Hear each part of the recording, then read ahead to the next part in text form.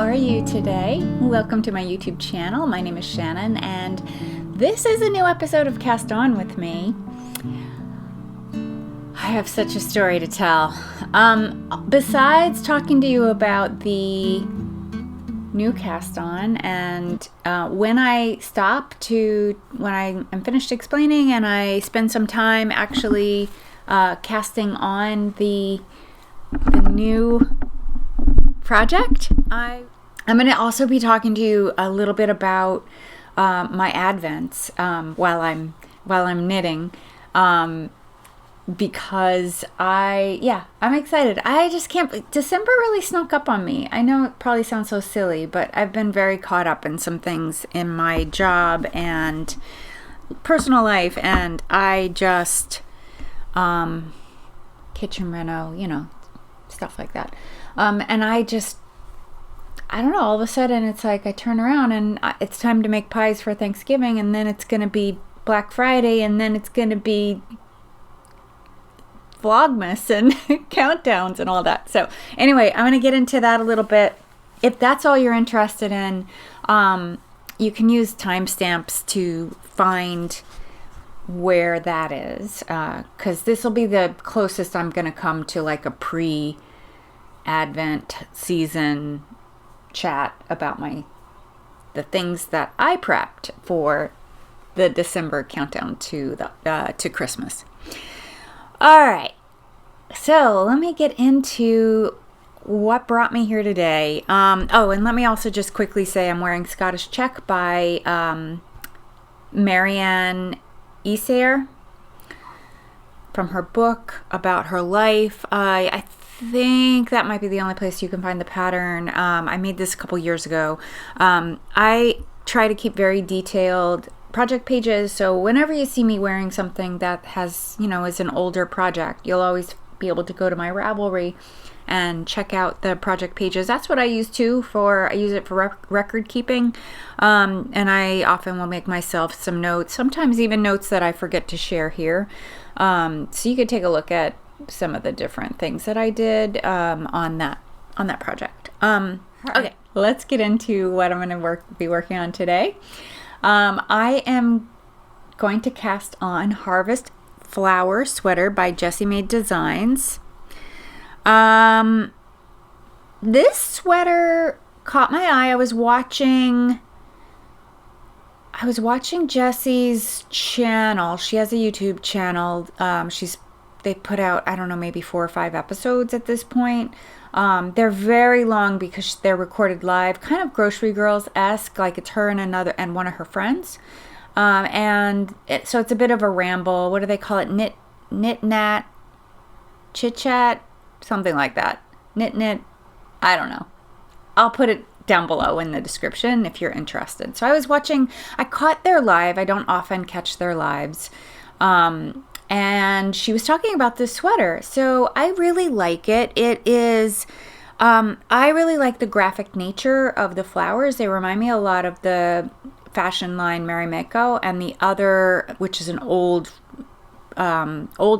fashion house, like 50 years old fashion house. It's been around for a long time. They're a Finnish brand, but it also reminded me of the Irish brand Orla Kylie, which I think Orla's younger, the company's younger. It's probably been around about 20 years or so, maybe a little more. I remember finding Orla Kylie when I went to Ireland for my sister's wedding in 2002. So I remember seeing some of her fashion line and purchasing a couple things, and then being an ardent follower of Orla Kylie since then. So anyway, they both those two fashion houses do this sort of very graphic pattern, and I really reacted to it more from along the lines of, this is totally my thing. I really, really love the way this looks. I like to, this is a look that I'm familiar with. So I cued the sweater, and Jessie was in that episode, which was, I want to say, maybe a week and a half, 2 weeks ago. She was talking about the process of knitting it, what it would be like, what the experience her testers had, and etc. And I was thinking about it, like I had probably put a picture on screen. You could see that hers is the colors that she chose are very autumnal. I looked at some of the project pages, and I was thinking about what would I want to do, and I was like, I think it would look really cool if it was like on a black ground and the motifs were bright colors. And then a few days later, and I just like filed it away because I was like, that's something for down the road, because I'm trying to, I wanted the next few sweaters I cast on, I want to use yarn that I already have in my stash and just knit through, so, for the next couple projects anyway. And then maybe at some point, maybe at Vogue or whatever in January or February, I would pick up a sweater's quantity to knit this sweater.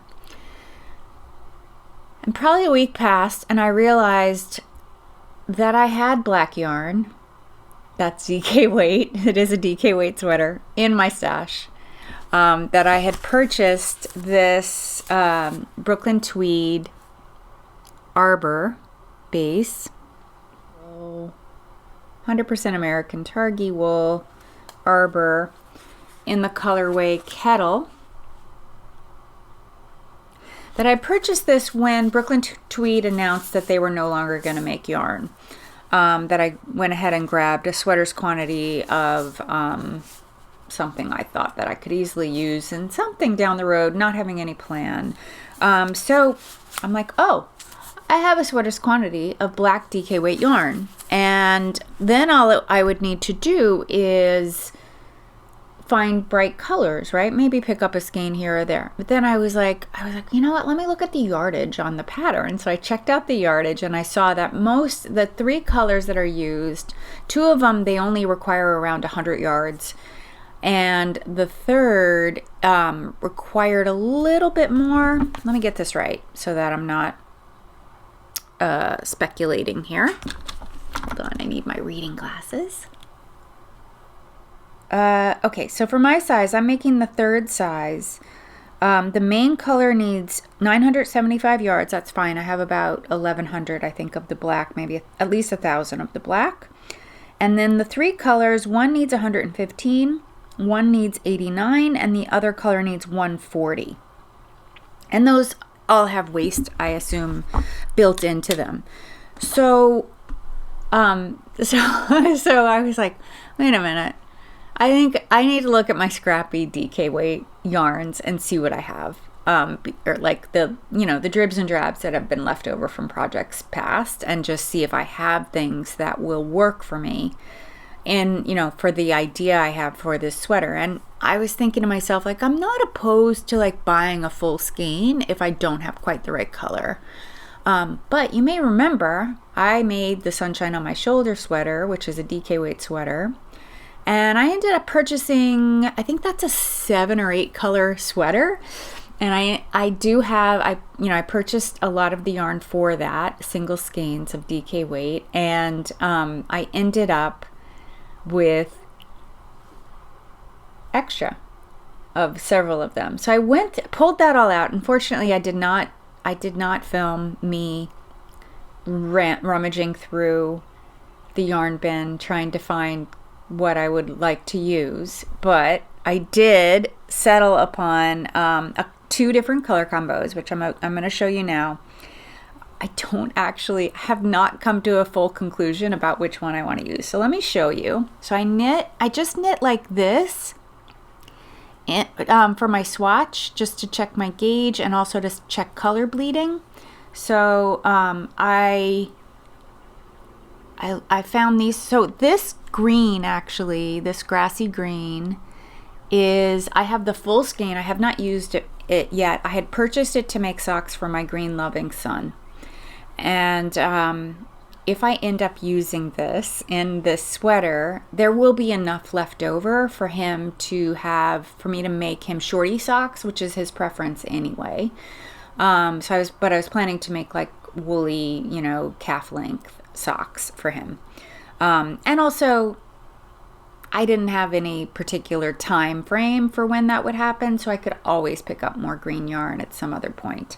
I had picked this up in a D-stash, so I got it at a very affordable price. That's my one color combo. My second is this. So I'm keeping the pink and yellow, but using this like blue green instead of the bright green, the leaf green, the yellow green. This is more of a blue green. So it's this or this.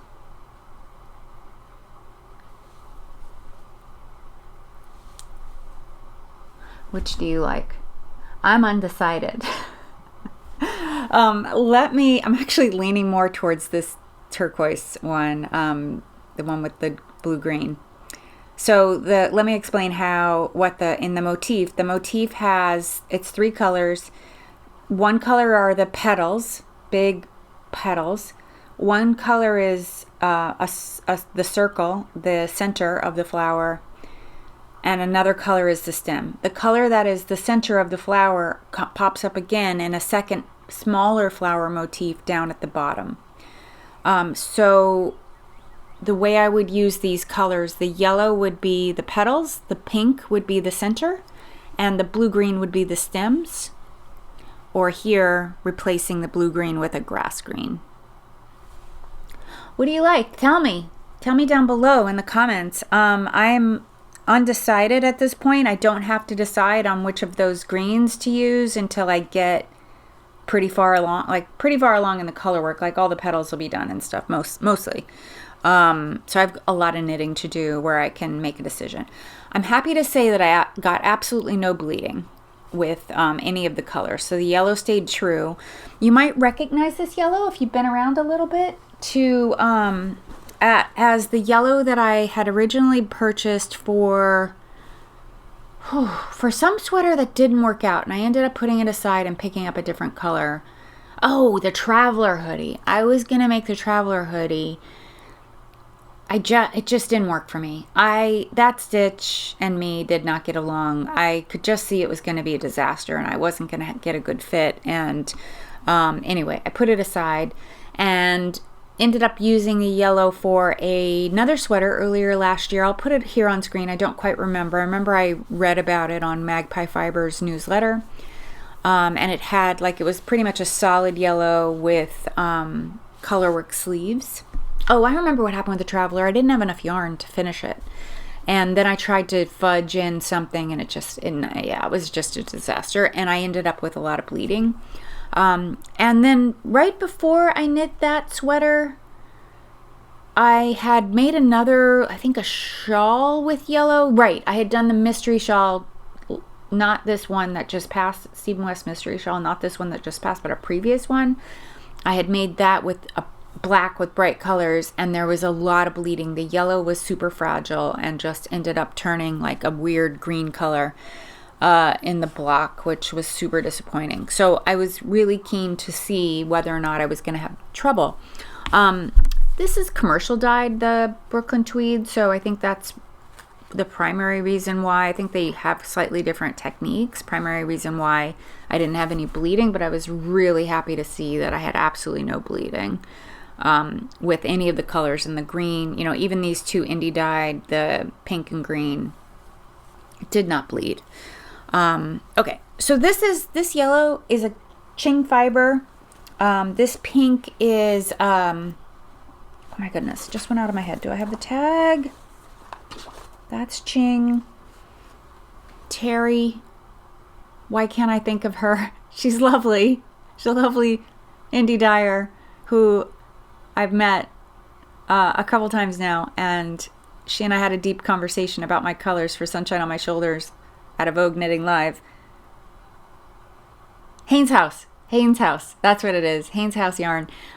This is a coral color. I don't remember the name, but I had used this in the Sunshine on My Shoulders.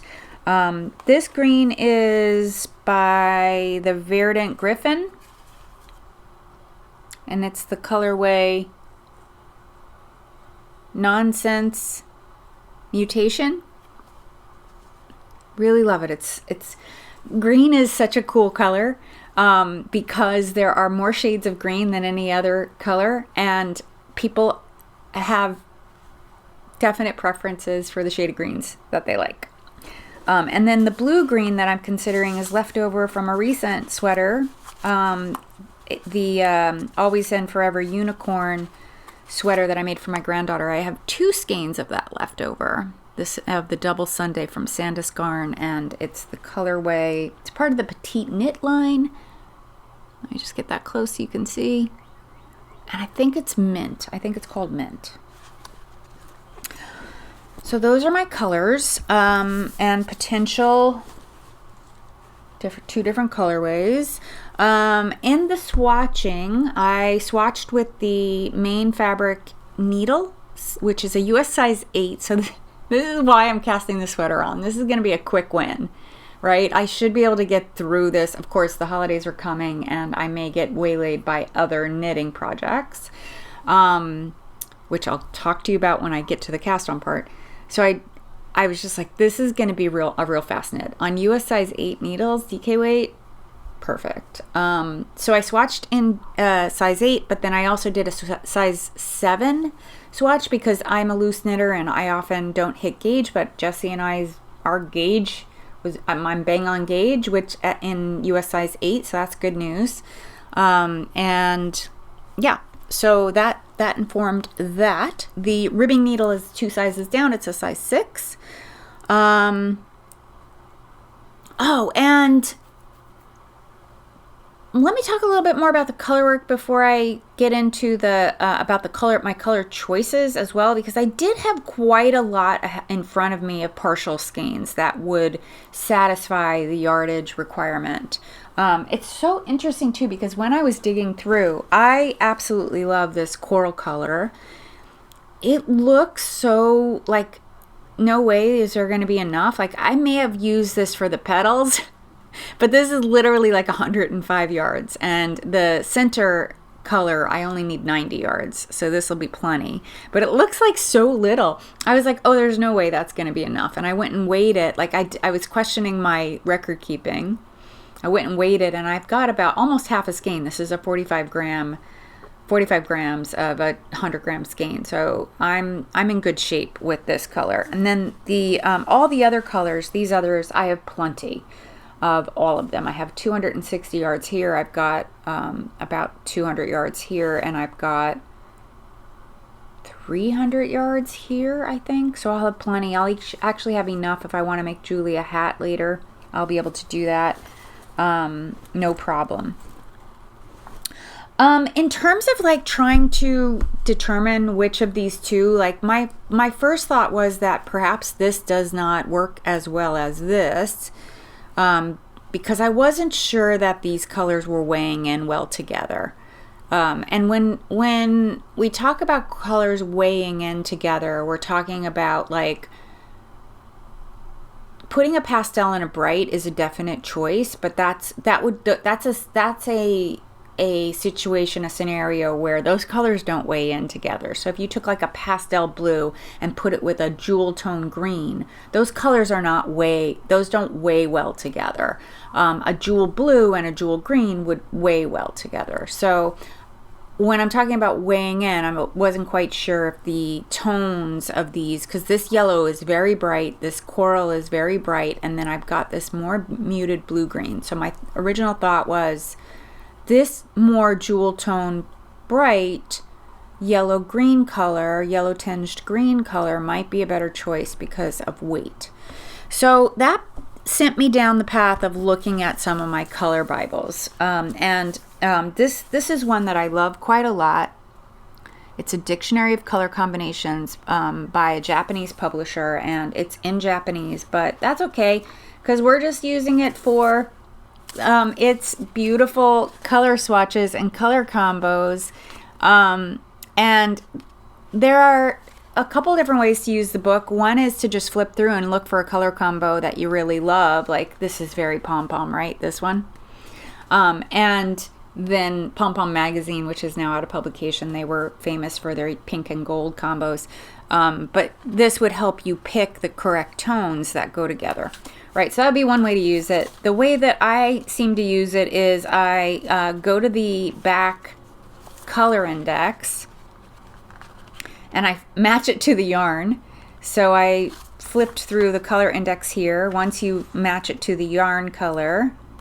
Oh, by the way, I got these on Amazon. They might be a little pricey, but totally worth it to me, because they're so useful. So wait, all right, so like, let's look at this page right here. So this is the color index. I could then match the yarn to the color. This top one was the closest match to the Sandus Garn Aqua. And then over here, it tells me all the places in the book that this color is used in different combinations. And then the green is further down. That would be the green right there. And again, it's not an exact science, because I'm not doing, paint dips, dye dips, and matching exactly to the swatches here like you would in the industry, in the fashion industry. That's exactly what they do. We would use something like this and take the chip and give it to a dyer and then say match this color exactly, because this is the color we must have. I'm not doing that. I'm just looking for the closest match. So although both of these are slightly off, they're pretty good. And I flipped through the book and looked at the different color combos to see if I was on the right track. So I'm going to just pop a couple on screen as I talk. There were some close matches for both of them. And I mean, it was a little off. So if I was looking for validation for either one or both of these color combos, I found it. I think with this combo, the suggested color, it's a little darker. Instead of the coral, it would be like more of a deep rusty color. And then with this combo, I don't recall, but I'll put it on screen and put some words that explains it. I did also pull out my color wheel. This is a pocket color wheel that's probably like under $10 on Amazon. And I tried, the back has these different ways that you can combo up colors. So I tried, here, I'll get it to focus in a minute. I tried like with the yellow. You can see how the boxes and triangles combo up. And none of them really worked, which is what prompted me to pick up these, take out the Japanese color Bibles and just see if I could have better luck finding these colors. So I really want to use the yellow, and I think yellow petals are going to look great. Like I said, I probably would have flipped them and made the yellow the center color, flipped the coral and the yellow if I could be confident I have enough coral. I'm not confident I have enough coral. I am confident I have enough yellow. So I think that's, those two go together, no problem. It's the question of which green is going to tie them together nicely or look good. Like look a color that I wanna use.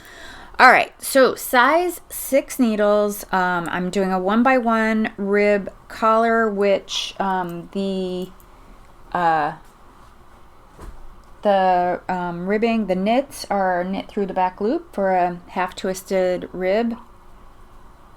And I need to cast on 90 stitches. And I just realized too, I didn't bring myself a stitch marker for the middle of the round. So I like to do long tail cast on for my all my cast ons, to be honest. When you do a straight long tail cast on, you're forming knit stitches on your needle, which because you're forming a full stitch, they're less likely to twist or wrap around your needle, and it's easier to knit the next round when you have a full stitch on the needle. I use alternating long tail cast on when I'm doing a 1x1, or if I'm doing any sort of rib stitch. Alternating creates knits and purl stitches. So I'm going to do that. It's just a little hard to keep track of when you're knitting and purling while you're also talking. So I may just shut the film off and do the cast on silently. I'll see how it goes. So there may be a skip in here just because.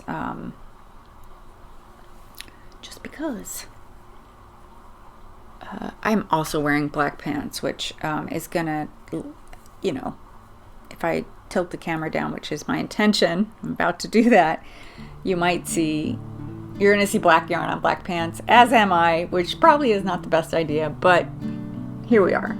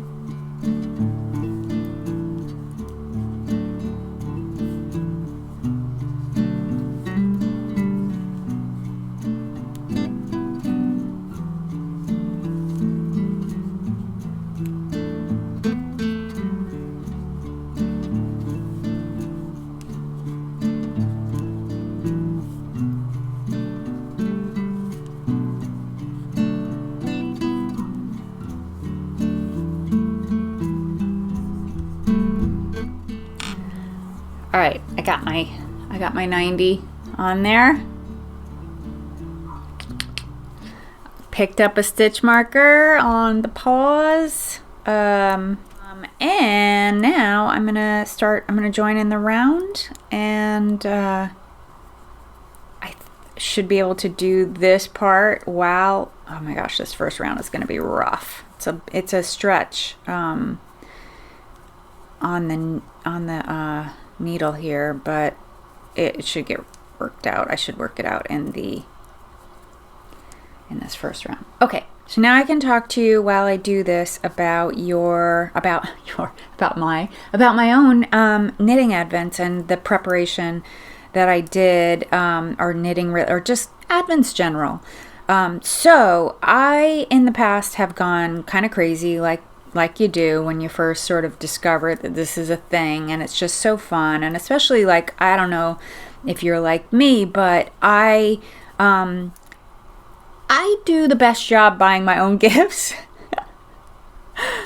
Apologies, children, if you're watching, and family, that if you're watching, but I tend to, you know what you like. So I have been in the past a little indulgent, I would say, self-indulgent in purchasing advents, sort of, justifying them by saying,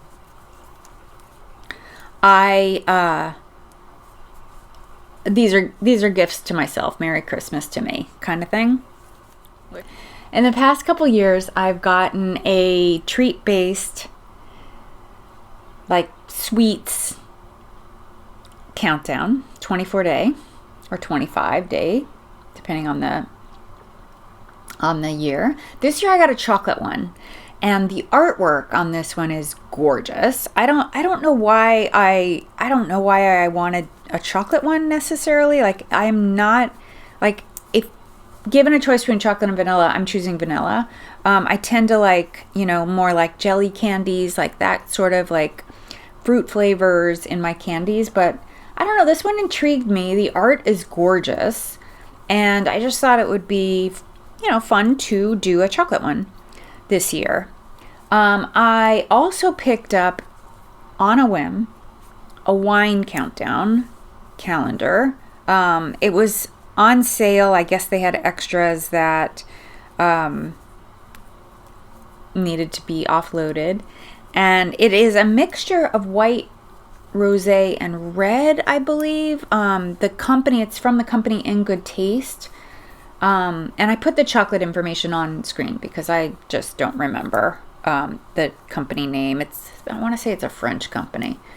So the wine countdown calendar is from In Good Taste, and I think I got them mixed, but we'll find out. And I'm not a huge drinker. I do like wine. And what appealed to me about this was that it's a lot of small. The bottles are meant to be single serving, and I think it's about a glass and a half. And because I'm often, when I'm having a glass of wine, like during the week or whatever, I'm alone. So it's like I'm corking the bottle, popping it back, putting it in the fridge, and drinking, having a glass in the evening over the week or whatever from a full bottle. So these are little bottles, and I figured, I'm not planning on drinking every night, but I'll put them aside and they can fill in for when I, just want to kick back with a glass, when I'm home alone on a weekend night, or during the week if I feel like having a glass. It'll be relatively easy because the bottle will be small. So I will be tasting some as we go, I'm sure. And then knitting wise, I knew I wanted, I have bought a 12-day or short, like half the day, 10-day, 8-day countdown Fibre calendars in the past.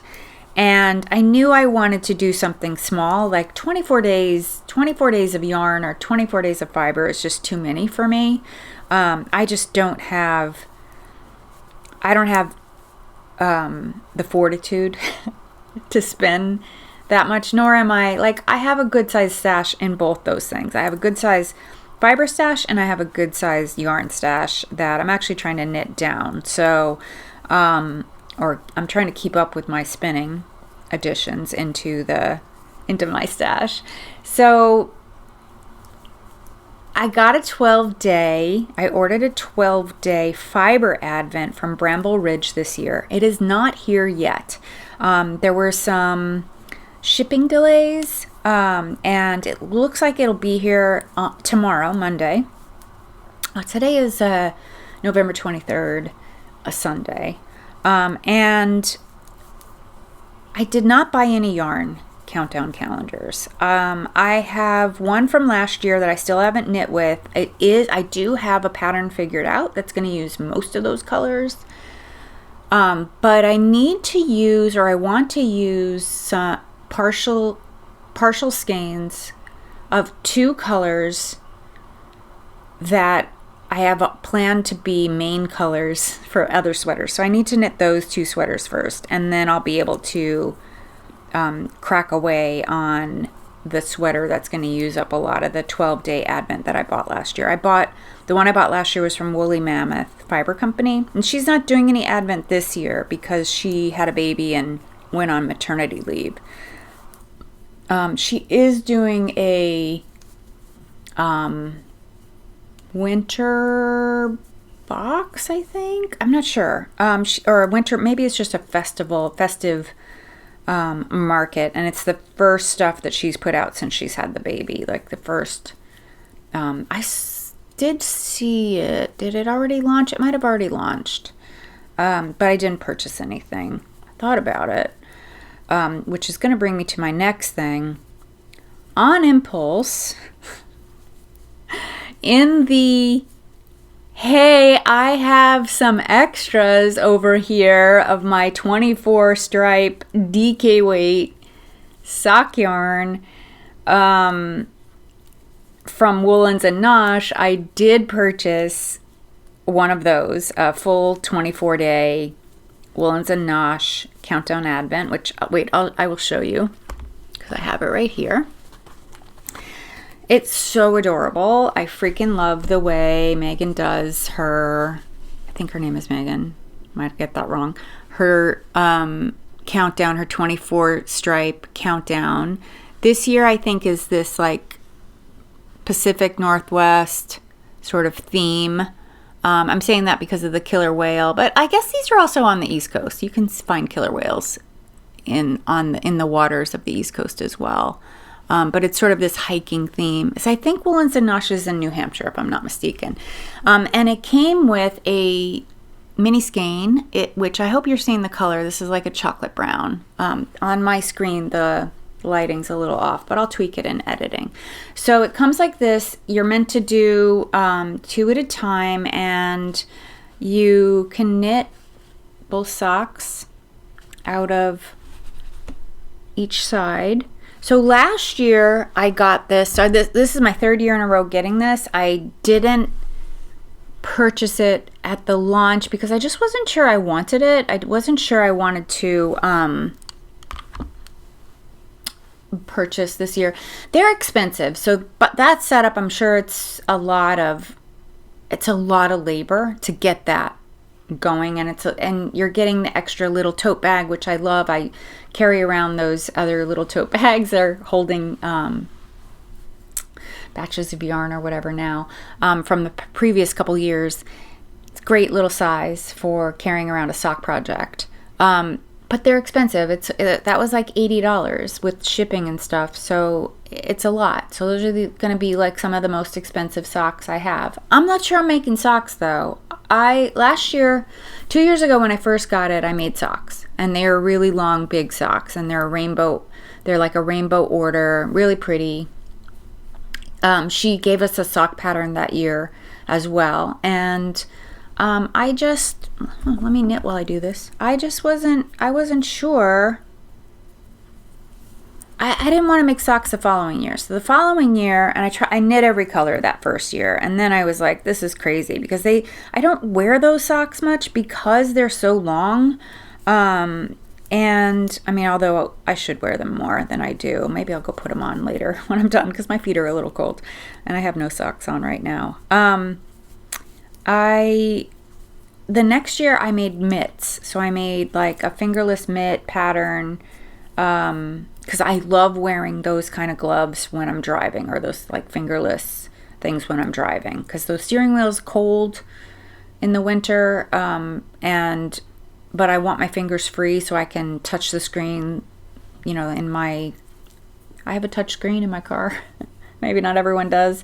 So anyway, I want to be able to touch that screen without much ado, Hey, editing me here.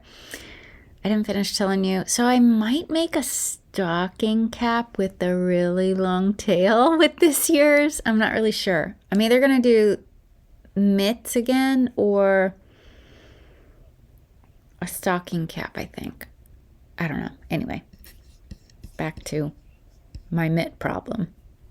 So that brings me to the other Advent project or countdown project I may do. Last year I participated in a Fair Isle MCAL, and I really haven't done the investigation to see if there's going to be one this year. But I made mitts. So I ended up making 2 pairs of mitts in the Advent period. One from the self-striping yarn from Woolens and Nosh, and one from doing the MCAL, Fair Isle MCAL, where I just used a lot of scrappy yarns. And I love those scrappy Fair Isle mitts. I lost them last week. I've been like having some kind of troubling times in my job. Like, it's not anything that I'm doing wrong. It's just been the environment, the culture and environment. And I'm in a leadership position where I work a lot with the senior leadership representing faculty. I'm Senate president, and it's been hard. Like, we've been dealing with some stuff, and I've been having to it's been stressful. And not as stressful as probably being union president. That she's also the woman who's union president is someone I partner a lot with in the work that I do. Because we're each representing faculty, but we have different angles to the way that we represent what's happening. So there's been a lot of stuff happening, and it's been stressful. So anyway, in one of my stressful walks from my office to my car, I dropped those gloves somewhere, and they were just gone. I thought I had left them in my office at first, so I didn't immediately go back and get them. But then when I was back in my office the next morning and saw that they weren't there, I realized that I dropped them, and I searched high and low. And the only thing I haven't done is like followed through with lost and found. But I really hope whoever picked them up, either handed them into lost and found or is just enjoying them, because they were really cool gloves. So I'm so sad about it. And this is the second time I've lost a pair of hand knit mitts. The first time I lost them I lost the underwing mitts, old pattern that's been around for a long time. I loved those. I left them on top of my car and drove off, and didn't realize it until the next day, and did not find those anywhere on the path that I took. I took a very short path, but it wasn't by my house. It was by my friend's house out in the Hamptons. And yeah, so I'm like, well, I'm 2 out of 3. I still have 1 pair of hand knit mitts that I made. So super sad about that. So I want to now make another pair, and I might just do the MCal. If there is no MCal this year on the Fair Isle, from the designer that launched the Fair Isle MCal last year, I might just go ahead and make another pair. I did do a lot of pastel colors, and I think I would like a bright colored one, a bright colored set. I just don't know if I have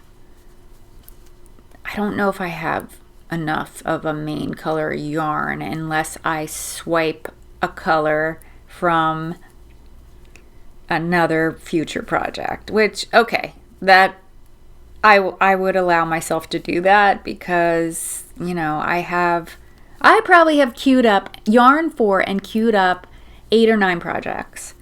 And I was going to say, when I started this, even this morning when I was setting up for this filming, I was not sure that I was going to cast on this project. I was still like vacillating between this and another one that I had